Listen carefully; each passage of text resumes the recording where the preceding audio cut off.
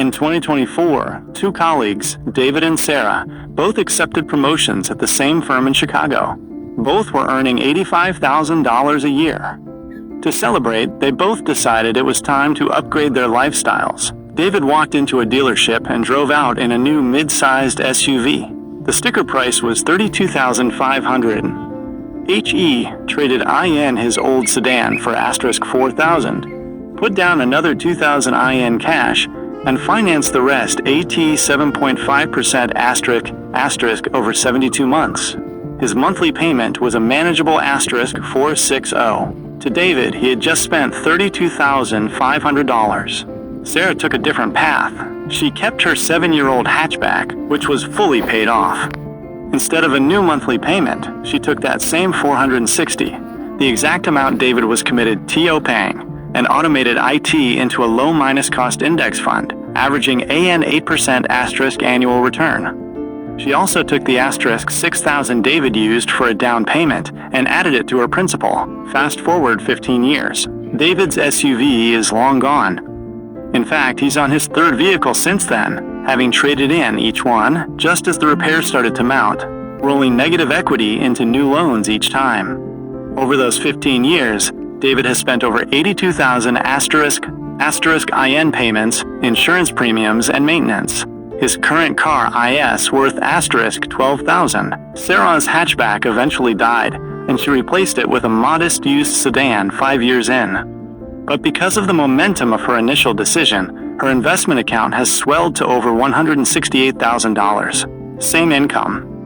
Same career trajectory. One has a depreciating hunk of steel. The other has a financial fortress. The $30,000 car didn't cost David $30,000. It cost him his freedom. What happened here was not random.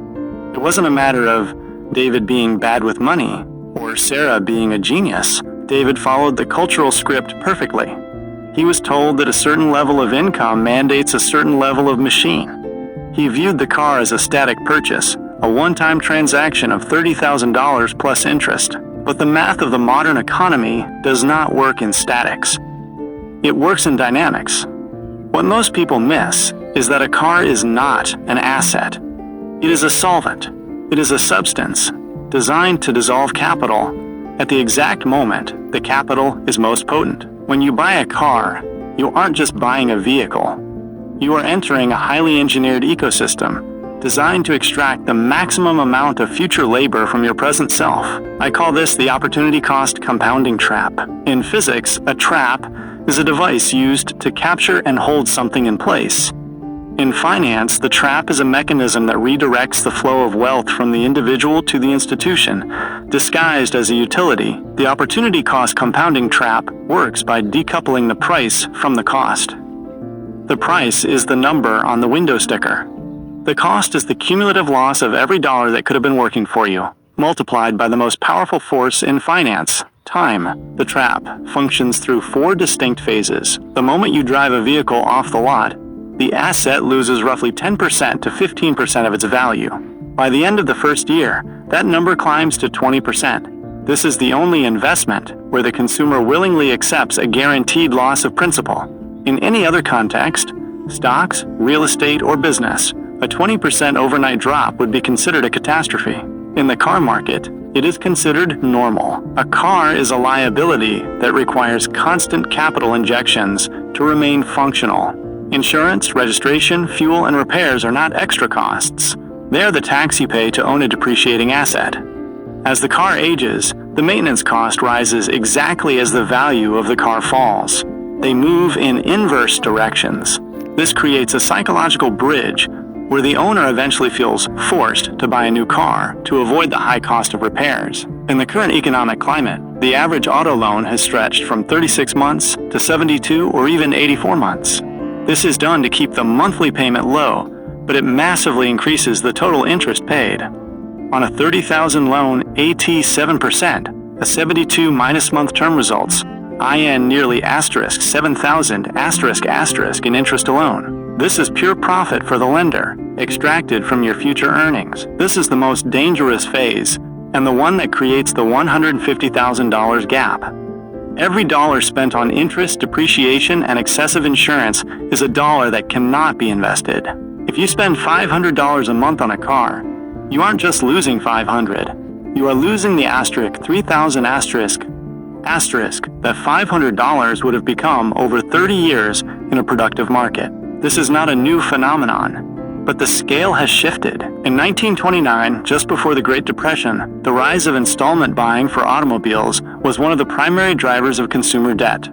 For the first time in history, Americans were buying things they couldn't afford with money they hadn't earned. When the market crashed, the cars were repossessed, but the debt remained, hollowing out the middle class. In 2008, while the world focused on housing, the auto loan industry was quietly perfecting the subprime model.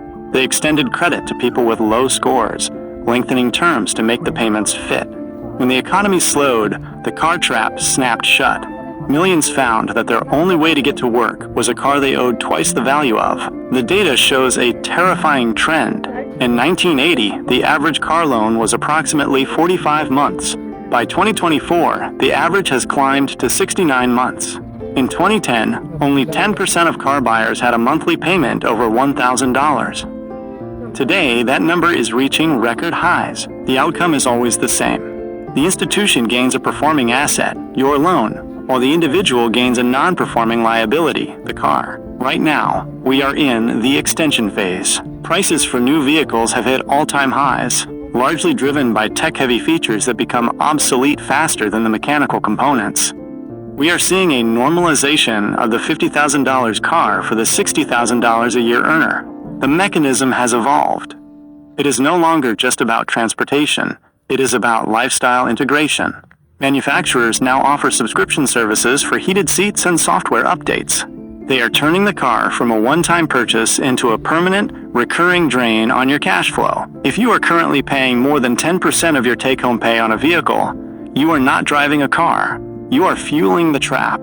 To understand if you are falling into the trap, you must look at the data, not the marketing. The payment to investment ratio. Track how much you spend on your vehicle, payment plus insurance plus fuel, versus how much you invest in productive assets. If the ratio is 1-to-1 or worse, your car is effectively cannibalizing your retirement. The term length indicator. Any loan term over 48 months is a signal that the vehicle is more expensive than the buyer can actually afford. If you need 72 months to make the payment comfortable, the price is too high. The depreciation to equity gap. Monitor the private party value of your car versus your loan balance. The moment you are underwater, you have lost all mobility, financial and literal. Let's look back at David and Sarah. David thought he was being responsible. He stayed within his monthly budget. He didn't buy a Ferrari. He bought a standard SUV, but he failed to account for the opportunity cost compounding trap. Over 15 years, the $30,000 vehicle and the subsequent replacements IT necessitated cost him roughly $150,000 in total redirected wealth. Sarah, by choosing to bypass the trap, didn't just save money. She bought time. That $168,000 in her investment account represents roughly 3 to 4 years of her life that she no longer has to trade for a paycheck. David has a nice driveway. Sarah has a nice life. The car is the single greatest wealth killer for the middle class because it is the only necessity that we have been trained to overconsume. We are told that a car is a symbol of our success, when in reality, for most, it is the primary obstacle to achieving it. The numbers don't lie, even if the dealerships do.